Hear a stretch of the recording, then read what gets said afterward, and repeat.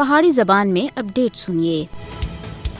توہین رسالت دے خلاف احتجاج کرنے والے مسلمانوں دے خلاف بھارت وچ کریک ڈاؤن جاری ہے۔ مودی پولیس نہ صرف بے گناہ مسلمانوں کو قتل، معذور اور ادمویا کیتا بلکہ انہوں دے گھراں کو مسمار کیتا جا رہا ہے، جس تے بین الاقوامی برادری دی طرفوں سخت رد عمل سامنے آیا ہے۔ اقوام متحدہ دے سیکرٹری جنرل نے آکھیا ہے کہ بھارتی حکومت مذہبی اختلافات کو ہوا دینا تھی باز آوے، نہتے لوکاں تے ظلم و تشدد بند کیتا جلا ہے۔ انسانی حقوق دی عالمی تنظیم ایمنسٹی انٹرنیشنل نے آکھیا ہے کہ بھارتی پولیس پرامن مظاہرین تے حد تھی زیادہ طاقت دا استعمال کیتا ہے۔ انہاں مزید آکھیا ہے کہ بھارتی حکومت انتقامی حربے دے طور تے مسلماناں دے خلاف کریک ڈاؤن کر رہی ہے۔ جیڑا شخص بھی ظلم دے خلاف بولنا یا پرامن طریقے نال اختلاف رائے دا اظہار کردا ہے اس تے بے پناہ تشدد کیتا جلدا ہے، جس سن بھارت وچ نام نہاد جمہوریت اور سیکولرزم دا جنازہ کر دیتا ہے۔ ایمنسٹی انٹرنیشنل نے آخیا ہے کہ مظاہرین دے خلاف کریک ڈاؤن کرنا، قتل کرنا، تشدد کرنا، انہاں دے مکانات کو مسمار کرنا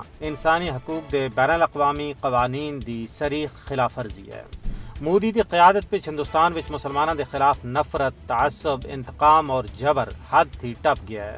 اس نفرت کو ہوا دینا وچ ہندو انتہا پسند حکومت دے وزیراں اور مشیراں دا ہاتھ ہے، جڑے بلدی اتے تیل دا کام دے رہے ہیں، جڑے بڑے بڑے اجتماعات وچ ہندو انتہا پسنداں کو مسلماناں کو قتل کرو، عزتاں لوٹو اور کار ساڑو دے باشن دے رہے ہیں۔ بھارت دے شرق و غرب وچ ایک باری پھر حالیہ مسلم مخالف تشدد سن مودی حکومت دا اصل چہرہ بے نقاب کر دیتا ہے۔